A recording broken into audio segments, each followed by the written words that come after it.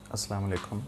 आज हमने first year physics का चैप्टर नंबर 2 का 14th लेक्चर स्टडी करेंगे, जिसमें हम इक्विलिब्रियम को स्टडी करेंगे, जिसमें इक्विलिब्रियम होता क्या है और इसकी कंडीशंस क्या क्या होती हैं। तो अब हम देखते हैं कि इक्विलिब्रियम दरअसल क्या है। कि एक बॉडी है जो कि रेस्ट पर है, मूव नहीं कर रही, उसको तो हम कह देते हैं कि इक्विलिब्रियम पर है। और ऐसी बॉडी जो कि एक वेलोसिटी के साथ मूव कर रही है, वो कभी उसकी वेलोसिटी ज़्यादा हो जाती है, कभी उसकी वेलोसिटी कम हो जाती है, तो वो बॉडी जो है इक्विलिब्रियम में नहीं होगी। यानी कि हमने यहाँ से एक बात रिज़ल्ट निकाला कि एक बॉडी जो रेस्ट पर है वो तो इक्विलिब्रियम में है, और एक बॉडी जो कभी किसी ख़ास सर्टेन वेलोसिटी से मूव नहीं कर रही, कभी उसकी वेलोसिटी ज़्यादा हो जाती है और कभी वेलोसिटी कम हो जाती है, वो इक्विलिब्रियम में नहीं होगी। हाँ, अगर एक बॉडी एक ख़ास यूनिफॉर्म वेलोसिटी के साथ मूव करती रहे और उसकी वेलोसिटी चेंज ना हो, इन अदर वर्ड्स कि उसमें एक्सेलरेशन जो है वो प्रोड्यूस ना हो, तो ऐसी बॉडी भी इक्विलिब्रियम की स्टेट में कहलाती है। तो अब हम इसकी डेफिनेशन देखें, अगर वर्ड्स में देखें तो क्या होती है। A body is said to be in equilibrium if is it at rest और मूविंग विद यूनिफॉर्म वेलोसिटी। अगर एक बॉडी रेस्ट पर है या वो यूनिफॉर्म वेलोसिटी के साथ मूव कर रही है, दोनों कंडीशंस में उस बॉडी का जो एक्सेलरेशन है वो क्या है, ज़ीरो है। अगर उसकी बॉडी की रेस्ट पर है तो उसकी वेलोसिटी ज़ीरो है, वेलोसिटी चेंज नहीं हो रही, तो तब भी एक्सेलरेशन क्या है, ज़ीरो है। और मूविंग विद यूनिफॉर्म वेलोसिटी का मतलब है कि बॉडी की वेलोसिटी कांस्टेंट है, वो चेंज नहीं हो रही, तो उसका एक्सेलरेशन भी क्या होगा, ज़ीरो। तो यानी कि हम इन अदर वर्ड्स ये कहना चाह रहे हैं कि जब कब किसी बॉडी का एक्सेलरेशन जो है वो ज़ीरो होगा, तब वो बॉडी क्या होगी, एट रेस्ट होगी। ठीक है, तो उसमें एक्सेलरेशन की वैल्यू अगर ज़ीरो है तब वो बॉडी क्या होगी, रेस्ट पर इक्विलिब्रियम में होगी। ठीक है, तो there are two types of equilibrium, दो तरह के इक्विलिब्रियम्स हैं। तो हम देखते हैं कौन कौन से। एक तो है स्टैटिक इक्विलिब्रियम और एक है डायनामिक इक्विलिब्रियम। स्टैटिक इक्विलिब्रियम कब है, जब बॉडी रेस्ट पर होगी, तब बॉडी किस इक्विलिब्रियम में होगी, स्टैटिक इक्विलिब्रियम में होगी। किस इक्विलिब्रियम में होगी, स्टैटिक इक्विलिब्रियम में। और जब बॉडी मूव कर रही होगी लेकिन उसकी वेलोसिटी क्या होगी, यूनिफॉर्म वेलोसिटी होगी, तब वो जो इक्विलिब्रियम होगा वो क्या होगा, डायनामिक इक्विलिब्रियम होगा। ठीक है, तो हम इसको डिफाइन भी कर सकते हैं, स्टैटिक इक्विलिब्रियम को और डायनामिक इक्विलिब्रियम को। कि कैसे डिफाइन करेंगे, a body said to be in static equilibrium if it is at rest, अगर वो बॉडी क्या है, रेस्ट पर है। ठीक है, हम तो डायनामिक इक्विलिब्रियम को कैसे डिफाइन करेंगे, if body is said to be in dynamic equilibrium if it is moving with uniform velocity, then the body is said to be in dynamic equilibrium. तो हम यहाँ पे इसको एक्सप्लेन भी कर सकते हैं। ये बॉडी जो है ये रेस्ट पर है, ये मूव नहीं कर रही, तो ये स्टैटिक इक्विलिब्रियम में है। और ये बॉडी जब यूनिफॉर्म वेलोसिटी के ख़ास वेलोसिटी के साथ मूव कर रही है, तो ये कौन सा इक्विलिब्रियम है, ये एक डायनामिक इक्विलिब्रियम है। लेकिन दोनों किस कंडीशन में है, किस स्टेट में है, इक्विलिब्रियम में। ठीक है, अब यहाँ पे इक्विलिब्रियम की कुछ कंडीशंस हैं। अच्छा, आपने प्रीवियस क्लासेस में जो पढ़ा था वो कुछ और पढ़ा था, उसमें आपने स्टेट्स ऑफ इक्विलिब्रियम पढ़ी थी। क्या पढ़ी थी, स्टेट्स ऑफ इक्विलिब्रियम। वो हमने तीन पढ़ी थी, एक तो स्टेबल इक्विलिब्रियम थी, एक अनस्टेबल थी, एक न्यूट्रल इक्विलिब्रियम थी। ठीक है, अब यहाँ पे वो नहीं है, यहाँ पे हम क्या पढ़ रहे हैं, कंडीशंस ऑफ इक्विलिब्रियम। क्या पढ़ रहे हैं, कंडीशंस ऑफ इक्विलिब्रियम। ठीक है, हाँ वो कंडीशन पढ़ी थी, लेकिन वहाँ पे आपने स्टेट्स के साथ इसको मिक्स नहीं कर देना। ठीक है, तो अब ज़रा देखो, एक कंडीशन हमारे जो सिलेबस में है लेकिन स्टेट्स सिलेबस में नहीं है। तो एमडी कैट वगैरह के सिलेबस में स्टेट्स भी होती हैं, वो भी हम डिस्कस कर सकते हैं। तो अब ज़रा देखिएगा, फर्स्ट कंडीशन ऑफ कंडीशन है दो। कितनी कंडीशंस हैं, दो।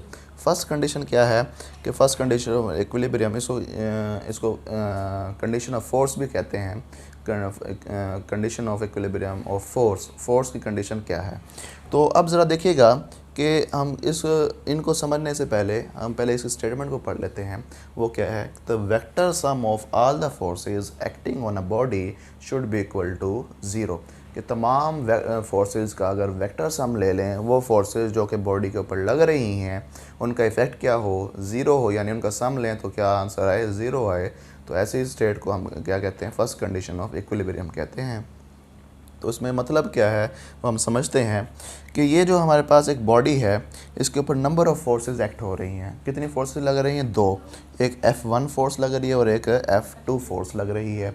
तो ज़रा देखिएगा, अगर हम F2 फोर्स, क्योंकि पॉजिटिव एक्स एक्सिस की तरफ लग रही है, इसको कंसीडर कर लें पॉजिटिव, और ये क्योंकि नेगेटिव एक्स एक्सिस की तरफ लग रही है इसको कंसिडर कर लें नेगेटिव, तो फिर हम इनका अगर सम लें, if they have equal magnitude then their sum will be equal to 0।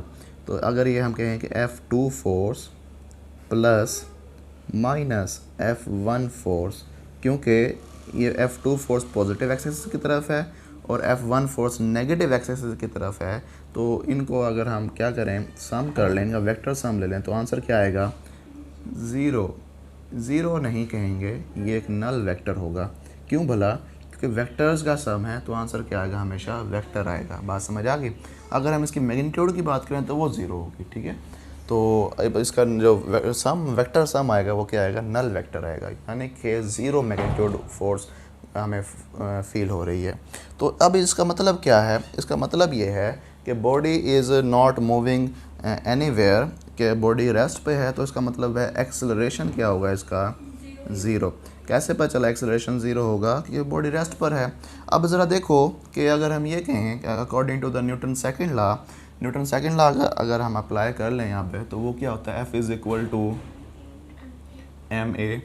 तो अगर हमारे पास फोर्स, अगर एक्सेलरेशन की वैल्यू मालूम करें यहाँ से, तो क्या बने? F/m। तो अब ज़रा देखो, अगर हम कहेंगे फोर्स हमारी 0 है, क्या 0 है? फोर्स 0 है, तो फिर F is equal to 0, acceleration will be equal to 0। जब बॉडी पे नेट फोर्स एक्ट नहीं होगी, तो फिर बेटा उसके ऊपर बॉडी में एक्सेलरेशन भी प्रोड्यूस नहीं होगा। अब इसी तरह ये तो हमने देखा हॉरिजॉन्टल एक्सिस के अलोंग। अब हम बात करते हैं कि इसकी एक बॉडी है जो कि टेबल पर रखी है, उसका जो वेट है वो वर्टिकली डाउनवर्ड है, और टेबल जो उस बॉडी के ऊपर फोर्स लगाता है। तो देखें ज़रा कि एक बुक रखी है हमने टेबल के ऊपर, टेबल पर रखने की वजह से वो बुक ज़मीन की तरफ नीचे नहीं जाती, और ज़्यादा नीचे नहीं जाती। क्या वजह है? हालांकि वेट तो उसका वर्टिकली डाउनवर्ड है। तो इससे हमें एक बात पता चलती है, तो फिर एक नॉर्मल फोर्स है जो कि टेबल बुक के ऊपर उसके ऑपोजिट डायरेक्शन, वेट के ऑपोजिट डायरेक्शन में लगाता है, जिसकी मैग्नीट्यूड होती है वो वेट के बराबर होती है, जिसकी वजह से नेट इफेक्ट ऑफ फोर्स जो होता है वो क्या हो जाता है? वर्टिकल फोर्स का 0 हो जाता है। अगर हम क्या कहें कि ये जो अपवर्ड फोर्स है इसको अगर हम पॉजिटिव कंसिडर कर लें, और जो डाउनवर्ड फोर्स है इसको अगर हम नेगेटिव कंसिडर कर लें, ये पॉजिटिव वाई एक्सिस की तरफ है इसलिए हमने इसको क्या ले लिया? पॉजिटिव। इसके नेगेटिव वाई एक्सिस की तरफ है, इसको क्या ले लिया? नेगेटिव। ये पॉजिटिव एक्स की तरफ है तो इसको ले लिया पॉजिटिव, और इसको ले लिया नेगेटिव। बेटा बात समझ आ गई? इनका अगर हम सम कर लें तो फिर क्या होगा कि नज़र आ रहा है इसमें लाइट चली गई? नहीं, वो सही नहीं रहेगा। ये बल्ब क्यों बंद हुआ है? लाइट तो है, एसी चल रहा है, देखना ज़रा क्या होता है, चल पड़े।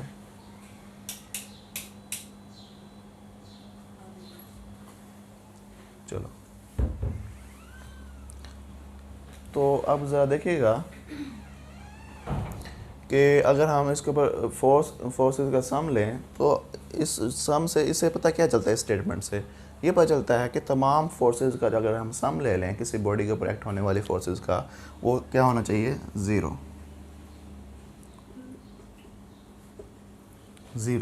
ठीक है। अब फोर्स के 2 कंपोनेंट्स होते हैं। फोर्स के कितने कंपोनेंट्स होते हैं? 2 कंपोनेंट्स होने का मतलब है कि फोर्स जो है जिसके 2 कंपोनेंट्स होंगे, F.X.I प्लस F.Y.J। ठीक है, ये अगर हम वेक्टर फॉर्म में देखें तो इसका मतलब है फोर्स 0 होने का मतलब F.X भी 0 है और F.Y भी 0 है। तो अब ज़रा देखो ये क्या बन जाएगा? इसका मतलब ये है कि X एक्सिस की डायरेक्शन में लगने वाली फोर्सेस का सम भी 0 होना चाहिए, और समेशन F.Y वाई डायरेक्शन में लगने वाली फोर्सेस का सम भी क्या होना चाहिए? 0। ये जो मैंने सिंबल लगाया है ये किस चीज़ का है? सिग्मा इसको कहते हैं। ये समेशन के मानों में आता है, यानी कि sum of all the forces acting along the x direction and sum of all the forces acting along the y direction, बेटा वाई एक्सिस। ठीक है, तो ये तब दोनों कंडीशन अगर सेटिस्फाई हो जाती हैं तो फिर ये सिग्मा एफ क्या हो जाएगा? 0। अब यहाँ पे देखते हैं, इसका मतलब ये है कि एक्स एक्सिस की डायरेक्शन में लगने वाली फोर्सेस कौन कौन सी हैं, F1 और F3 प्लस माइनस F3, इनका जो सम है वो क्या होना चाहिए, 0। तो अगर इनका सम ले लेंगे तो यहाँ पे क्या लगा देंगे बेटा, समेशन। बात समझ आ गई, यानी कि एक्स एक्सिस की डायरेक्शन में लगने वाली फोर्सेस का सम, बात समझ आई, तो वो कितना होना चाहिए, 0। तो अब देखो ये अगर हम Fy की डायरेक्शन में सम लें तो वो कौन कौन सी फोर्स हैं, F2 जो कि पॉजिटिव ली हुई है हमने, और F4 जो कि हमने क्या है, नेगेटिव कंसिडर की हुई है, और इसका सम भी क्या होना चाहिए बेटा, 0। बात समझ आ गई। तो ये है हमारे पास क्या कि इक्विलिब्रियम में बॉडी है, और अभी इसकी फर्स्ट कंडीशन है। तो इसमें का मतलब ये है कि जब बॉडी के ऊपर नेट फोर्स क्या हो जाएगी, 0 हो जाएगी, तब तो वो बॉडी फर्स्ट कंडीशन को सेटिस्फाई करेगी। तो अब हम इसके बाद देखते हैं सेकंड कंडीशन ऑफ इक्विलिब्रियम। तो सेकंड कंडीशन ऑफ इक्विलिब्रियम का मतलब है, तो इसमें ज़रा देखिएगा, क्योंकि फोर्स 0 है, फोर्स की वजह से लगने वाला, फोर्स की वजह से प्रोड्यूस होने वाला जो एक्सेलरेशन होता है वो लीनियर एक्सेलरेशन होता है। तो इसका मतलब ये है फोर्स 0, तो बॉडी का लीनियर एक्सेलरेशन क्या होना चाहिए, 0। अब गौर से समझेंगे हम बात को कि दूसरी कंडीशन को पढ़ते हैं पहले, फिर उसके बाद बातें बताता हूँ मैं आपको एक दो। अच्छा, अब हम देखते हैं कि सेकंड कंडीशन ऑफ इक्विलिब्रियम वो क्या होती है। तो ज़रा देखिएगा कि हम सेकंड कंडीशन का मतलब ये है कि बॉडी के ऊपर फोर्स का इफ़ेक्ट जो है वो क्या होना चाहिए, 0। सम ऑफ फोर्सेस क्या होना चाहिए, 0। जब हम उसकी वजह से लीनियर एक्सेलरेशन क्या हो जाता है, 0। तो अब ज़रा देखो, अब बॉडी के अंदर एंगुलर एक्सेलरेशन भी प्रोड्यूस हो सकता है कि बॉडी अगर एक उसके ऊपर नेट फोर्स तो 0 है, इसकी वजह से लीनियर एक्सेलरेशन 0 है, लेकिन किसी तरह बॉडी में एंगुलर एक्सेलरेशन प्रोड्यूस हो सकता है। यानी कि कुछ इस तरह से कि एक बॉल है, ये अगर बॉल इधर मूव करके जा रही है तो इसमें कौन सा एक्सेलरेशन प्रोड्यूस होगा, लीनियर एक्सेलरेशन। तो जब मूव कर रही होगी तो उसका एक्सेलरेशन 0 नहीं होगा। अगर ये बॉडी इस तरह से कोई डिस्प्लेसमेंट कवर नहीं कर रही, यानी कोई वेलोसिटी से मूव नहीं कर रही, लीनियरली वो क्या है, रेस्ट पर है, तो अगर हम उसको स्पिन करवाएं इस तरह से अपने एक्सिस के थ्रू, गिर्द वो मूव करे, तो वो मूव तो नहीं कर रही, उसका लीनियर एक्सेलरेशन तो क्या है, 0 है, लेकिन वो रोटेट कर रही है, उसमें एंगुलर एक्सेलरेशन प्रोड्यूस होगा। बात समझ आ गई। तो अब भी ये बॉडी इक्विलिब्रियम में नहीं होगी। यानी कि पता क्या चला, पहली कंडीशन तो सेटिस्फाई कर रही है कि बॉडी के ऊपर नेट फोर्स क्या लग रही है, 0 है, ना वो इस तरफ मूव कर रही है, ना इस तरफ मूव कर रही है, ना नीचे की तरफ, ना ऊपर की तरफ, लेकिन अपनी ख़ास जगह पे रहते हुए वो क्या कर रही है, स्पिन कर रही है, रोटेट कर रही है, उसमें एंगुलर एक्सेलरेशन प्रोड्यूस होता है। जैसे कि हमने देखा ना, फुटबॉल को लोग अपनी फिंगर पे ऐसे रोटेट कर रहे होते हैं, तो देखा है, नहीं देखा आप लोगों ने, तो वो ना इधर जाती है ना इधर जाती है, वो एक जगह खड़ी रेस्ट पे रहते हुए ऐसे स्पिन कर रही होती है वो, तो उसमें टॉर्क प्रोड्यूस हो रहा होता है, तो वो बॉडी इक्विलिब्रियम में नहीं होती। तो इस सेकंड कंडीशन का मतलब है कि बॉडी के ऊपर जो नेट टॉर्क है वो भी क्या होना चाहिए, 0। Net torque is equal to sum of the all the torque acting on the body is known as should be equal to 0। तो इसका मतलब है टॉर्क 0 होने का मतलब है कि टॉर्क की वजह से जो एंगुलर एक्सेलरेशन जो प्रोड्यूस होता है वो क्या होना चाहिए, 0। बात समझ आ गई। यानी body should move with uniform angular velocity. Body की वेलोसिटी क्या होनी चाहिए, यूनिफॉर्म एंगुलर वेलोसिटी होनी चाहिए। अगर हम बात करें अगर इसकी कि body sum of the vector sum of the torque of the body produce in the body should be equal to 0, कि वेक्टर सम अगर हम लें किसका, टॉर्क का, कब जब बॉडी में प्रोड्यूस हो रहा है, उसका सम क्या होना चाहिए, 0 के बराबर होना चाहिए। 0 का मतलब क्या है कि नल वेक्टर के बराबर होना चाहिए, क्योंकि वेक्टर सम है, क्या है, वेक्टर सम है, तो दैट्स वाई आंसर भी क्या आएगा, वेक्टर आएगा, तो यानी कि नल वेक्टर आएगा। ठीक है, तो अब ज़रा देखो कि अगर यहाँ देखिएगा, ये हमारे पास एक बॉडी है, ठीक है, और ये उसका क्या है, एक्सिस ऑफ रोटेशन है। यहाँ इस जगह से वो बॉडी क्या करती है, स्पिन करेगी। इसके ऊपर लगती है नंबर ऑफ फोर्सेस, एक F1 फोर्स लगती है और एक F2 फोर्स लगती है। ठीक है, अब ये दोनों फोर्सेस लगने की वजह से अगर ये दोनों इक्वल मैग्नीट्यूड की फोर्सेस हैं, F1 should be equal to F2, अगर बराबर हैं तो फिर इनके वेक्टर्स तो बराबर नहीं होंगे, मैग्नीट्यूड बराबर होंगे। वेक्टर्स क्यों नहीं बराबर होंगे? डायरेक्शन ऑपोजिट है दोनों की बेटा, ठीक है। तो अब देखो ज़रा कि अब दोनों की मैग्नीट्यूड बराबर है लेकिन ऑपोजिट डायरेक्शन है, दोनों का इफेक्ट क्या हो जाएगा? कैंसिल आउट हो जाएगा। क्या हो जाएगा बेटा? अगर इसको उठा के इधर ले आए तो ये बन जाएगा F1 प्लस माइनस F2, इधर क्या बचा इक्वल के इस तरफ? 0।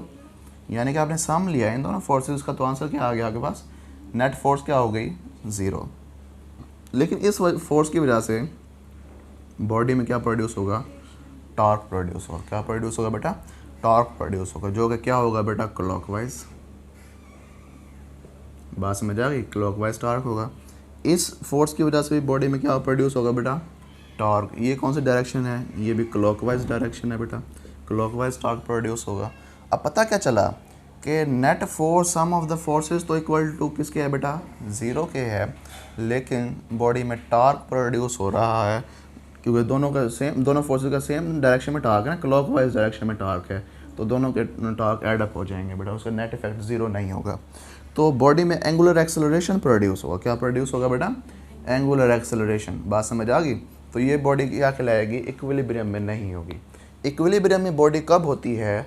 जब बॉडी की एट अ टाइम, एक ही टाइम में दोनों कंडीशन सेटिस्फाई कर रही हो, फर्स्ट कंडीशन को भी और सेकंड कंडीशन को भी। बेटा बात समझ आ गई? तो अगर इसको अगर हम बॉडी अगर सेकंड कंडीशन को सेटिस्फाई कर रही है, सिर्फ कौन सी कंडीशन को सेटिस्फाई कर रही है? सेकंड को, उसको कहते हैं रोटेशनल इक्विलिब्रियम। क्या कहते हैं बेटा? कंप्लीट इक्विलिब्रियम नहीं कहते, उसको क्या कहते हैं बेटा? Rotational equilibrium. Body rotational equilibrium में है। अगर बॉडी फर्स्ट कंडीशन को सेटिस्फाई करती है सिर्फ, उसको कहते हैं body is in translational equilibrium. कौन सा इक्विलिब्रियम? ट्रांसलेशनल। अगर सिर्फ फर्स्ट कंडीशन को सेटिस्फाई करती है और दूसरी कंडीशन को सिर्फ सेटिस्फाई करती है तो क्या हो जाती है बॉडी? Rotational equilibrium. बात समझ आ गई? तो अब ज़रा देखो कि इसमें क्या है कि बॉडी फर्स्ट कंडीशन को तो सेटिस्फाई कर रही है, सेकंड कंडीशन को सेटिस्फाई नहीं कर रही। अगर ये फोर्स, ये वाली जो फोर्स है, यहाँ से हम इसको ख़त्म कर दें, यहाँ ना लगे, और ये फोर्स लगना शुरू कर दे यहाँ पर, बात समझ आ गई? तो ये F2 फोर्स है। अब देखिएगा ज़रा कि नेट फोर्स तो क्या होगी? 0, क्योंकि दोनों की मैग्नीट्यूड के आपस में इक्वल है और डायरेक्शन ऑपोजिट है। नेट फोर्स क्या हो जाएगी? सम ऑफ द फोर्सेस क्या हो जाएगा? 0। अब बॉडी में टॉर्क भी प्रोड्यूस नहीं होगा। अब ज़रा देखना, इसकी वजह से जो टॉर्क प्रोड्यूस होगा वो ये होगा, ठीक है? ये कौन सा टॉर्क है? और इसकी वजह से बॉडी में टॉर्क प्रोड्यूस होगा वो ये वाला होगा, और ये एंटी क्लॉकवाइज होगा या काउंटर क्लॉकवाइज होगा बेटा। बात समझ आ गई? तो अब बॉडी क्या हो जाएगी? इक्विलिब्रियम, कंप्लीट इक्विलिब्रियम में। ज़रा देखना कैसे कि नेट फोर्स भी 0 हो गई और नेट टॉर्क भी 0 हो गया। नेट टॉर्क कब 0 होता है? कि जब सम ऑफ क्लॉकवाइज टॉर्क इक्वल हो जाए किसके? सम ऑफ एंटी क्लॉकवाइज टॉर्क के बेटा। बात समझ आ गई? यानी जितना क्लॉकवाइज टॉर्क प्रोड्यूस हो रहा है उतना ही एंटी क्लॉकवाइज टॉर्क भी प्रोड्यूस हो, तो फिर बेटा बॉडी क्या हो जाती है? इन इक्विलिब्रियम में आ जाती है, सेकंड कंडीशन सेटिस्फाई हो जाती है। अच्छा, अब ज़रा देखो कि इसको थोड़ा सा हम चेंज कर लेते हैं, मॉडिफाई कर लेते हैं। ये फोर्स इधर भी एक्ट नहीं हो रही, ठीक है, और ये फोर्स एक्ट हो रही है इधर, F2 फोर्स। बात समझ आ गई? तो अब हम देखते हैं बॉडी इक्विलिब्रियम में है या नहीं है। तो ज़रा देखिएगा कि अभी भी बॉडी इक्विलिब्रियम में नहीं होगी। नेट फोर्स तो 0 है लेकिन टॉर्क 0 नहीं होगा। इसमें बॉडी में टॉर्क एंटी क्लॉकवाइज डायरेक्शन में है और इसकी वजह से बॉडी में टॉर्क क्या है? क्लॉकवाइज डायरेक्शन में है। बेटा बात समझ आ गई? लेट्स सपोज कि हम कहते हैं कि ये F2 जो फोर्स है ये 2 न्यूटन की, कितने न्यूटन की बेटा? और ये एक्सिस ऑफ रोटेशन से जो डिस्टेंस है, मोमेंट आर्म जो है वो लेट्स सपोज कितना है बेटा? 4 मीटर का। कितना डिस्टेंस है? 4 मीटर का डिस्टेंस है, ठीक है। और ये जो फोर्स है ये है 4 न्यूटन की। कितने न्यूटन की बेटा? और इसका जो डिस्टेंस है इसके मुकाबले में हाफ है। बात समझ आ गई? और ये हम लेट कर लेते हैं ये 2 मीटर का इसका मोमेंट आर्म है। समझ आई? अभी इसकी फोर्स की वजह से कौन सा टॉर्क प्रोड्यूस हो रहा है और इस फोर्स की वजह से कौन सा टॉर्क प्रोड्यूस हो रहा है? एंटी क्लॉकवाइज डायरेक्शन में बेटा। अब हम चेक करते हैं कि दोनों टार्क आपस में इक्वल आते हैं या नहीं आते। तो जो क्लॉकवाइज टार्क है वो ये वाला है, तो इसकी चीज़ें ये हैं, यानी कि फोर्स मल्टीप्लाई मोमेंट आर्म यानी 4 मल्टीप्लाई 2, और ये क्या बन जाएगा बेटा, फोर्स मल्टीप्लाई मोमेंट आर्म यानी 2 इंटू 4। दोनों का आंसर क्या आएगा, 8 न्यूटन मीटर, और इसका आंसर भी क्या आएगा बेटा, 8 न्यूटन मीटर। बात समझ आ गई, यानी कि क्लॉकवाइज टार्क बराबर है किसके, एंटी क्लॉकवाइज टार्क के। बेटा बात समझ आ गई। तो अब ज़रा देखो, अगर इनका सम ले लें, ये कौन सा टार्क है, एंटी क्लॉकवाइज, और ये कौन सा टार्क है, क्लॉकवाइज।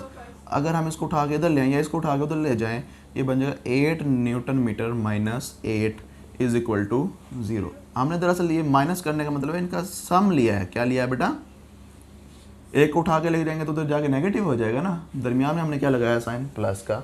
बात समझ आ गई। सम ले रहे हैं किसका, क्लॉकवाइज टार्क का और एंटी क्लॉकवाइज टार्क का। दोनों का सम कितना आना चाहिए बेटा, 0 के बराबर। बात समझ आ गई। जब क्लॉकवाइज टार्क और एंटी क्लॉकवाइज टार्क का सम जो है इक्वल टू 0 है, तो उसका मतलब नेट टार्क कितना है बेटा, 0 है। अब यहाँ पे एक बात याद रखिएगा कि क्लॉकवाइज टार्क को हम नेगेटिव कंसीडर करते हैं। क्या कंसीडर करते हैं बेटा, नेगेटिव। और एंटी क्लॉकवाइज टार्क को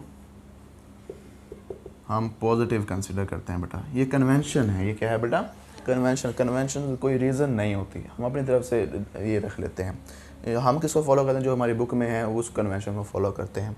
यानी कि अब जब बॉडी के ऊपर टार्क 0 हो जाता है तो बॉडी का एंगुलर एक्सेलरेशन क्या हो जाएगा, 0, और बॉडी किस चीज़ में आ जाएगी, रोटेशनल इक्विलिब्रियम में। किस चीज़ में आ जाएगी, ये डिफरेंट MCQs थे बेटा इससे बनने वाले, वो मैंने बताए हैं आपको, ठीक है। अच्छा, अब अगर सिर्फ बॉडी फर्स्ट कंडीशन को सेटिस्फाई करती है, किसको सेटिस्फाई करती है, फर्स्ट कंडीशन को सेटिस्फाई करती है, यानी सम ऑफ द टार्क क्या हो जाता है, 0 हो जाता है, तो बॉडी क्या होती है, वो पार्शियल इक्विलिब्रियम में कहलाती है। क्या, कौन से इक्विलिब्रियम में कहलाती है, पार्शियल इक्विलिब्रियम में। अगर बॉडी कौन सी कंडीशन को सेटिस्फाई करती है, फर्स्ट कंडीशन को, तो बॉडी के कौन से इक्विलिब्रियम में, पार्शियल इक्विलिब्रियम, ठीक है। अगर बॉडी सिर्फ सेकंड कंडीशन को सेटिस्फाई करती है तो हमने पढ़ा था वो रोटेशनल इक्विलिब्रियम में कहलाती है। और अगर फर्स्ट कंडीशन को सेटिस्फाई करने के बाद वो क्या कहलाती है, पार्शियल इक्विलिब्रियम। और फर्स्ट कंडीशन सेटिस्फाई कर रही है, उसके साथ सेकंड कंडीशन भी सेटिस्फाई करती है, तो फिर हम क्या कहते हैं कि बॉडी कंप्लीट इक्विलिब्रियम में है बेटा। बात समझ आ गई। तो याद रहे कि इक्विलिब्रियम में आने के लिए बॉडी को दोनों condition at the same time satisfy करनी पड़ेंगी, यानी कि दोनों कंडीशन को होल्ड करना पड़ेगा कि बॉडी तभी इक्विलिब्रियम में आ सकती है, अदरवाइज इक्विलिब्रियम में, कंप्लीट इक्विलिब्रियम में नहीं हो सकती। तो उम्मीद है कि आपको सारी बातें समझ आ गई होंगी। अब अगर आपको कोई क्वेश्चन है तो आप कमेंट सेक्शन में पूछ सकते हैं। थैंक यू, अल्लाह हाफिज़।